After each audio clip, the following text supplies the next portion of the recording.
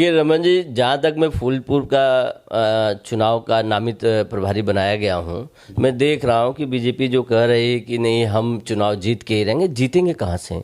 जीतने का बस एक ही मादा, क्योंकि जिस फूलपुर में वो 2024 में चुनाव हुआ था लोकसभा का, उस लोकसभा में जहाँ फूलपुर उपचुनाव हो रहा है, जहाँ से वो प्रत्याशी सांसद हुए हैं बेईमानी से, 18,000 वोट से समाजवादी पार्टी जीती है। जब हम फूलपुर जीत चुके हैं, 18,000 से जीते थे, तो इसमें उपचुनाव हो रहा है।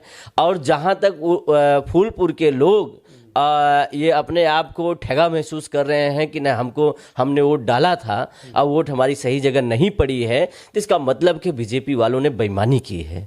बेईमानी जो है अमरनाथ मौर्य जो समाजवादी पार्टी के प्रत्याशी रहे उनके साथ हुआ, और फिर वहीं 2022 में जो मुस्तफा सिद्दीकी जो लड़ रहे हैं उनके साथ भी कम से कम 2700 वोट की लगभग हेरा फेरी की गई थी, जिसकी वजह से उनको हराया गया था। मैं समझता हूं क्योंकि उत्तर प्रदेश के जितने भी काफ़ी पूर्वांचल के जनपद हैं वो अक्सर जो है पीडीए के ही लोगों का सबसे ज़्यादा यहाँ पे दबदबा है। और मैं आपको बताना चाहता हूं कि उपचुनाव जो फूलपुर में हो रहा है, वहाँ की मैं जाति समीकरण आपको बताता हूँ, लगभग 70,000 यादव हैं, और वहीं 70,000 यादव तो वहीं कम से कम 40,000 मुसलमान भी हैं, जिसमें लगभग 40,000 अगर मुसलमान हैं तो 50,000 ब्राह्मण भी हैं। 50,000 ब्राह्मणों में से ब्राह्मणों की भी नाराज़गी है। जो हम कई जगह हम जहाँ जा रहे हैं चुनाव में, बहुत ब्राह्मण ऐसे लोग हैं जो कह रहे हैं कि हम समाजवादी को वोट करेंगे। इसका कारण भी अभी मैं आगे बता दूंगा।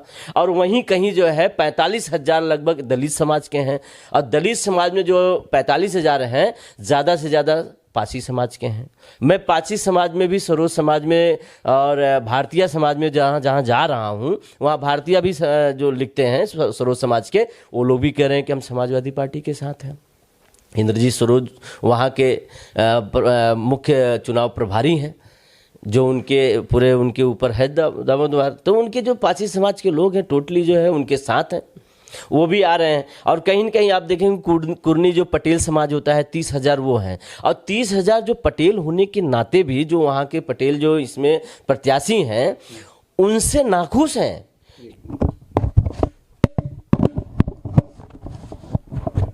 कब उनसे नाखुश हैं, जिनके वजह से भी वो समाजवादी को वोट करना चाहते हैं। क्योंकि उनकी जो, मैं गया पटेल समाज में भी गया, काफ़ी वहाँ डॉक्टर्स लोग, पढ़े लिखे लोग, शिक्षित लोग थे। मैं बात जब करने लगे, कहन कि ये एक माफिया टाइप का व्यक्ति है जो समाज को हमेशा दबाने की कोशिश किया है, समाज का हमेशा बुराई किया है, समाज को नीचे गिराने का काम किया। वो आदमी कभी समाज के ऊपर ले नहीं गया। कई ऐसे पटेल समाज की हत्या हुई, उनके साथ जो है बेटियों के साथ बलात्कार हुआ। एक पटेल समाज इंदल पटेल था जिसका जो है जिंदा उसको जला दिया गया, तो उसमें भी नहीं बोला ये आदमी। तो वहाँ के पटेल के समाज के लोग भी नाखुश हैं। मैं तो वहाँ पे जाके हो क्या पटेल जातिगत कोई प्रभाव नहीं है। और वहीं देखिए अगर मौर्य समाज को देख लिया जाए तो कम से कम 15,000 मौर्य हैं। अमरनाथ को जो अमरनाथ जो प्रत्याशी से समाजवादी पार्टी के, तो मौर्य समाज भी एकदम मान चलिए कि जो है एकदम इस भाजपा से एकदम रुष्ट है कि हमारे समाज का एक समाजवादी पार्टी का जो लोकसभा चुनाव लड़ रहे थे अमरनाथ मौर्य जी, उनको बेईमानी से हरा दिया गया। तो वो 15,000 जो वहाँ की समीकरण के मौर्य समाज के हैं, वो टोटल जो है समाजवादी पार्टी के 100% जा रहे हैं। और वहीं आप जान लीजिए कि जो क्षत्रिय समाज के 10,000 हैं, इससे ज़्यादा नहीं है, 10,000 ही केवल है कुल मिला के। और वहीं बसपा जो है एक ठाकुर समाज से जो है प्रत्याशी उतार दिया है। तो हमें लग रहा है कि कुछ अपने समाज को देखते हुए भी अपना उधर बढ़ जाएंगे, और कुछ तो समाजवादी पार्टी के साथ, क्योंकि पुराने सोच के भी कुछ ऐसे क्षत्रिय समाज के लोग हैं जो पुराने समाजवादी पार्टी के सोच के लोग हैं। और इस सरकार की जो देख रहे हैं कि जिस तरीके से महंगाई, बच्चों की जो बेरोजगारी, फिर इसके बाद छात्र जो आंदोलन कर रहे हैं उत्तर प्रदेश में बैठे हुए हैं, वो हिंदू ही हैं। अगर हिंदू के नाम पर राजनीति करने वाले, ये धर्म की राजनीति करने वाले, अगर उनके बेटी बेटा के साथ इस तरीके से अन्याय करेंगे, आयोग उनके साथ अन्याय करेगा, तो फिर बताइए ये तो इसका मसला तो जाएगा ही। कुछ लोगों को पकड़कर नैनी जेल भी भेज दिया। हाँ, वो नैनी जेल में भेजे। संघर्षी हैं, छात्र हैं, हमेशा छात्र हमारा अपने अधिकार की लड़ाई लड़ा है, और जब अधिकार की लड़ाई लड़ेंगे तो ऐसे जो योगी सरकार जैसे रहेंगे, इनके जो अधिकारी कर्मचारी हैं वो लाठी बरसाएंगे बहन बेटियों के ऊपर, और फिर इसके बाद छात्रों के ऊपर, और उनको जेल भारत के भविष्य भारत के भविष्य हैं, इस देश के जो है सर्वांगीण विकास में अपना योगदान देने वाले लोग हैं। अगर वो लोग उनको अगर इस तरीके से आप जेल में बंद करेंगे, कैद करेंगे, लाठियां देंगे, तो फिर बताइए आप फिर कौन से पैदान पे है? तो इसका मतलब है कि आपका जो है पूर्ण रूप से जितना ये प्रोपोगंडा है, ये सब सरकार के लिए तो ये बुरी खबर है। जिस तरह से छात्रों का आंदोलन, आमरण अनशन चल रहा है, छोटा आंदोलन नहीं है, लगातार कहीं न कहीं वहीं कैंडल भी कल जला के लोगों ने वहां उनका विरोध किया है। देखिए, ये आंदोलन बहुत बड़ा आंदोलन है और ये आंदोलन उनका है जो ये देश का भविष्य तय करते हैं, सरकारों को भी तय करते हैं। आज जो 20,000 लड़के वहां पे हैं, वो 20,000 लड़के जो आंदोलन कर रहे हैं, क्या उनको पड़ी है? लड़के नहीं, लड़कियां भी नहीं, वो मैं पूरे बच्चों की बात कर रहा हूँ। जितने भी स्टूडेंट्स हैं वहां पे, लड़की ऐसी भी गई जिनका हाथ भी नहीं कट गया है, फिर भी वो बेचारी आंदोलन कर रही है। मगर क्या करेंगे? जिनके पास बेटी बेटा है ही नहीं है, वो क्या जानेंगे उनके दर्द, क्या समझेंगे उनके दर्द को? उनके दर्द को समझने के लिए उनको ममता होना चाहिए, उनको परिवार से। योगी सरकार के पास ममता नहीं। ममता क्या? तो कहते हैं बहन बेटियों के लिए हम हरदम खड़े हैं। हमारे माननीय राष्ट्रीय अध्यक्ष जी आज फूलपुर में आए थे, जनसभा को संबोधित कर रहे थे। हमारे धर्म में एक मौनी बाबा होते हैं, कहते हैं कि बाबाओं को ज़्यादा बोलना नहीं चाहिए, ज़्यादा बोलोगे तो फिर करना भी पड़ेगा। तो ये वस्त्र धारण करके सिर्फ बहुत ज़्यादा बोल रहे हैं, इस तरीके की धर्म की जाति की राजनीति कर रहे हैं। और जहाँ तक ये कटने और बटने की राजनीति जो बांट के एक इन्होंने सुबुका छोड़ा है, मैं इस पे भी बात करने गया तो लोगों को, मैं घर घर जा रहा हूँ, माताओं से मिल रहा हूँ और जो बुजुर्ग हैं उनसे मिल रहा हूँ, नौजवान छात्रों से मिल रहा हूँ, बहनों से मिल रहा हूँ, किसानों से मिल रहा हूँ। लोग ये कह रहे हैं कि ये काटने और बांटने की राजनीति हमें नहीं समझाना पड़ रहा है, वो खुद कह रहे हैं कि ये हमारा जो है जेबा काट रहे हैं। जेबा काट रहे हैं, बिजली का बिल बढ़ा के जेबा काट रहे हैं, आलू प्याज लहसुन मरचा पे जो है दाम बढ़ाकर मेरा जेबा काट रहे हैं। हमारे बच्चों को जो है पेपर करा के, पेपर का फॉर्म भराकर हमारा पैसा निकलवा के हमारा जेबा काट रहे हैं। वो कहते हैं कि हमारे बच्चों को नौकरी नहीं दे रही है ये सरकार बीजेपी की, मगर उनके अधिकारों को काट रहे हैं। यहाँ तक कि जो पिछड़े समाज के लोग हैं कह रहे हैं कि हमारा आरक्षण काट रहे हैं।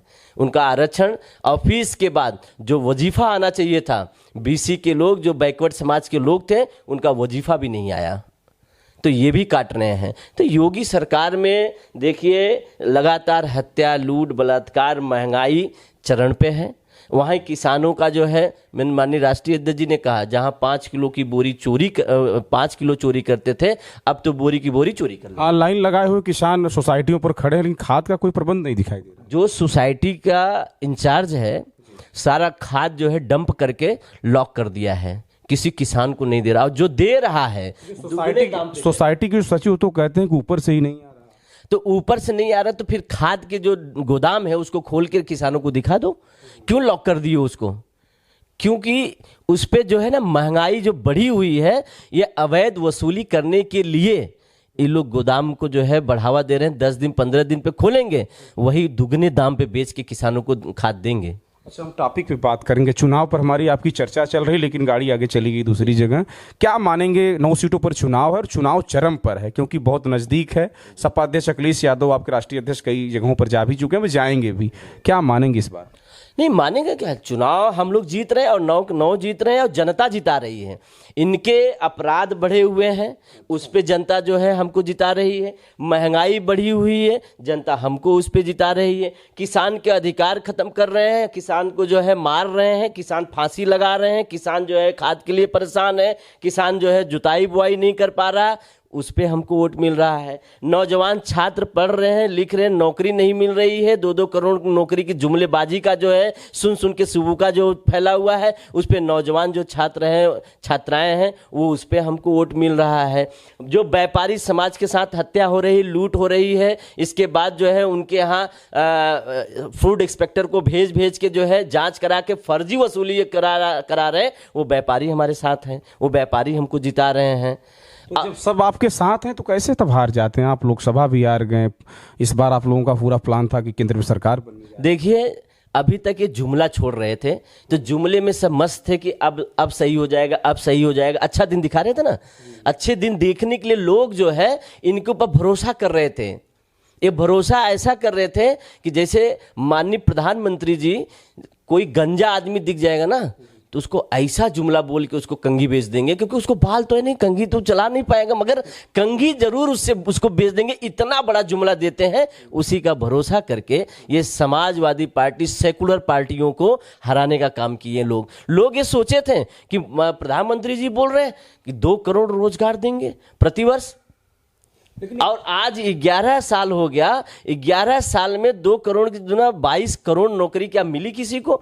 आज वो भरोसा टूटा है लोगों को। मैंने आज देखा, रोकना चाहूंगा आपको, फूलपुर में जिस तरह की भीड़ थी, एक आम भीड़ नहीं थी। लोग बैरिकेटिंग तोड़ने के अलावा भी मंच नहीं खाली पड़ा। लोग बता रहे हैं कि वहाँ इतना ज़्यादा क्राउड था कि लोग बैठने का, खड़े होने का जगह नहीं मिल पाया। देखिए, माननीय राष्ट्रीय अध्यक्ष जी पे लोग विश्वास कर रहे हैं, उनकी नीतियों पे विश्वास कर रहे हैं। जो 2012 में जब हमारी समाजवादी की सरकार बनी थी और तब से लेके अब तक गांव में मैं जा रहा हूं, प्रचार करने जा रहा हूं, बताते हैं 108, 102, कहते हैं भैया अखिलेश जी दिए थे।